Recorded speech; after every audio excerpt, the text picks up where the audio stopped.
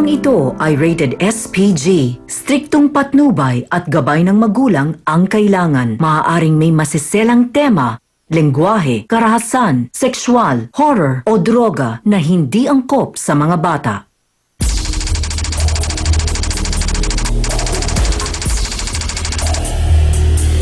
Si Mamang Karpintero, nilalagari ang kinakasama at pinupukpok ng martilyo.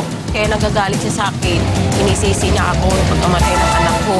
Mabait kasi yun sa kanya, kasi umahabol yun sa kanya. Kaya ayun, mahal na mahal niya kasi yung anak niyang yun. Kaya hindi niya makalimutan. Kaya pagka-kan siya, akong pinag-iinitan niyang bugbugin.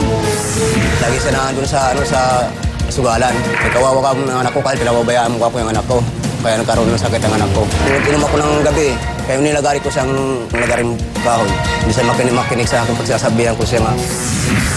Ang kinakasamang sinasaktan, hindi nga ba api-apihan? Nahayaan ko na lang din na bugbugin ako niya. Gusto ko man lumaban, hindi naman ako makalaban dahil may maliit din ako eh. Harapin at pag-usapan natin yan sa nag-iisang Barangay Hall on Air, Face to Face! Sausaera! Let's get ready for Sausaera!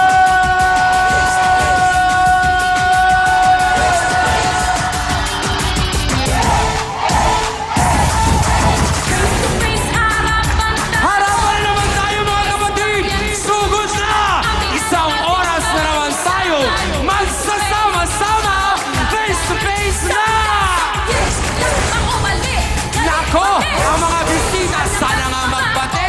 Wala na sanang labanan! Usapang maayos na lamang! Tara! Nakusad siyang makulay, ang mukha ng buhay. Tayo magharapan, ating pag-usapan. Aminan, awayan at natuklayan. Gusto mo bang makisawsaw na ng kaibigan? Mga kapatid! Ano ang ating sigaw sa umaga? Sinong sisitao?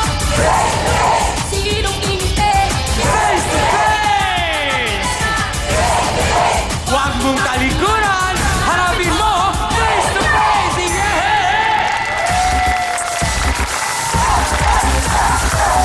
At ngayon, narito na ang First Lady ng nag-iisang Barangay Hall on Air, ang pambansang kapitana, Chang Ami Perez! Hello mga kapatid! Happy morning po sa inyo! Matapos nga daw po, naku naman, na pumanaw ang isa nilang anak, siya na raw ang pinagbubuntunan ng galit at sinasabihan pang pabayang ina.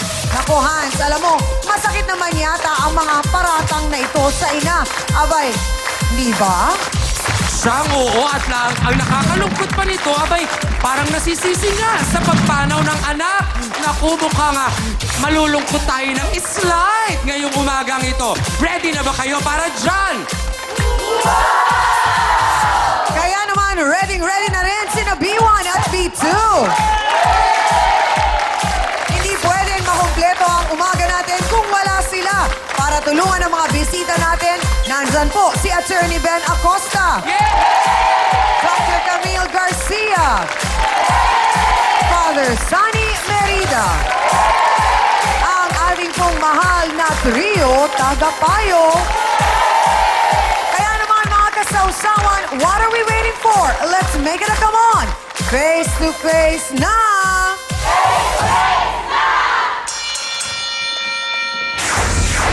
Siya po ang amang nagdadalamhati sa pagpanaw nga ng mahal niyang panganay.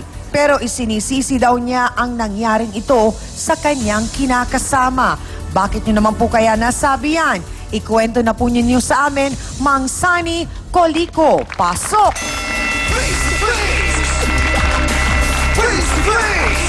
Kuya Sunny, una po sa lahat, kami nakikiramay po sa pagpanaw ng inyong panganay na anak. Ano po ba ang pangalan niya? Si Santino Colico po. Si Santino. Ilang taon po siya? Magtatatlo na po. Magtatatlo sana. Ano pong kadahilanan? At siya po ay namatay. Anak po, galing po ako sa trabaho. Nagtaka na ako yung anak ko, bakit nung nandun ako sa mga kapitbahay ko, yung anak ko. Sabi niya sa akin yung... Ang Ang bata po nasa kapitbahay nyo. Oo, yung- Nasaan po ang misis nyo? Ano po sa tungitan? Nasa sugalan. Opo. So, sino po ang kasama ng mga bata? Yung kapitbahay ko po, Kapitbahay, ilan po ba ang anak ninyo? dalawa po. Pangalawa si Santino, saka si Rani. Pareho pong lalaki. Opo. So yung Santino po ang panganay, hindi po ba? So bakit po ninyo nasabi na pag-uwi nyo natagpuan nyo sa kapitbahay? Yung anak ko si Rani, nandun sa kapitbahay ko. Tapos ngayon pala yung anak ko, nandun na sa ospital, na itinakbo na, nangihingalong na. Si Rani ang nasa kapitbahay. Ilang taon siya noon? Tatlo po. Tatlong buwan. 3 buwan. Bagong panganak pa lang po. So ang inyo pong kinakasama, misis po ba kasal kayo? Hindi po. Hindi. So siya po ang nasa Tongitan. Ano pong pangalan? Ang kinakasama nyo? Si Nora po. Nora. So pag-uwi po ninyo nung araw na yon, sino po ang nagsabi sa inyo na nasa ospital si Santino? Yung kapitbahay ko po. No, ano pong una niyong ginawa?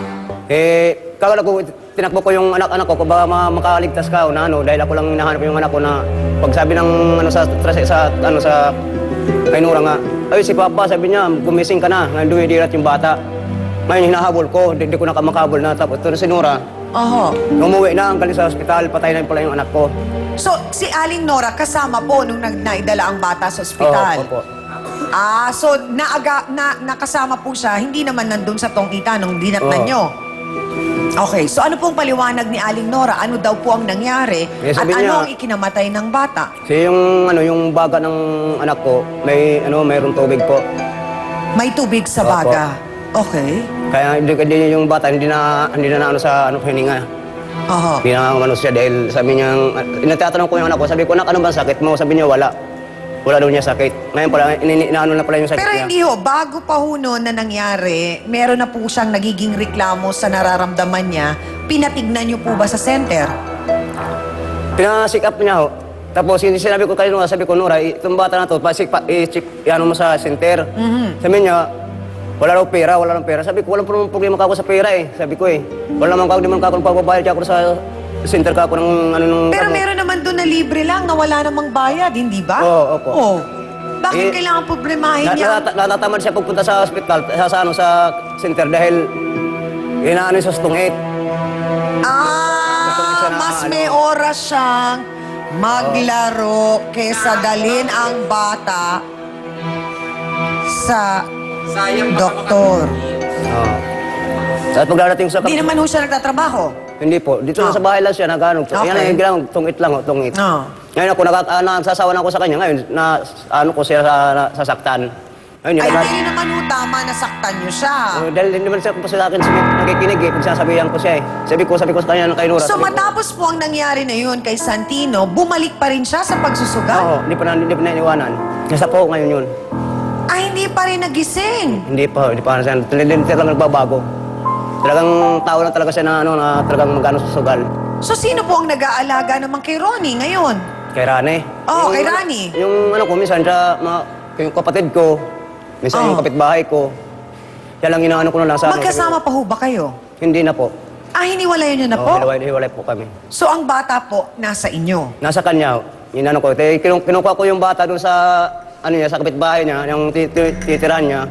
Ayaw ibigay sa akin. Ngayon yung, kakampi niya, inano ko ng itak, sinugod niya ako. Ngayon, kung ginawa ko, Naku tumakbo po. na lang ako, para walang gulo lang. Nako, kaya daw po niyang patunayan, mga kasawsawan, na hindi pabayang ina ang kanyang kaibigan na si Ate Nora. Bakit mo nasabi yan? Narito po, si Inday Lascano. Pasok!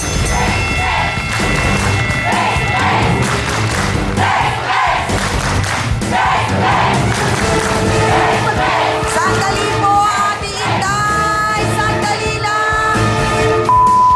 Aling Inday! Aling Inday! Bakit po ninyo sinasabing hindi pabayang ina si Ate Nora? At bakit kayo Mabait naman ho nagagalit yung kay asawa Sunny? niya eh. Ganyan lang yan kasi sinasaktan ho niya eh. Pagdalasing niya, binubugog niya yung asawa niya. Kagapal kasi ng mukha na yan. Pero ang sinasabi po ay nung namatay po si Santino at nagkaroon ng problema, nasa Tongitan. Ay hindi po, sinungaling po yan. O nasan nga ba talaga si Ate Nora nung araw na yon Nasa na bahay niya kailangan po, siya ma'am. Nasa ng bahay kanyang anak? Yan ang alamin natin kay Ate Inday. Magbabalik po ang Face to Face. Uy, ang galing ng kapal talaga ng mukha mo. Sinungaling yan, ma'am. Okay, so Sinungaling. nung nagpunta siya doon para kunin si Ate Nora, bakit hindi sumama si Ate Nora? Eh, sinasaktan niya. Hindi ko pinadala. Baka mamaya pagdating sa bahay na patayin na niya. Pagkakaturan, harapin mo, face to face. Don't go away, magbabalik ang Face to Face dito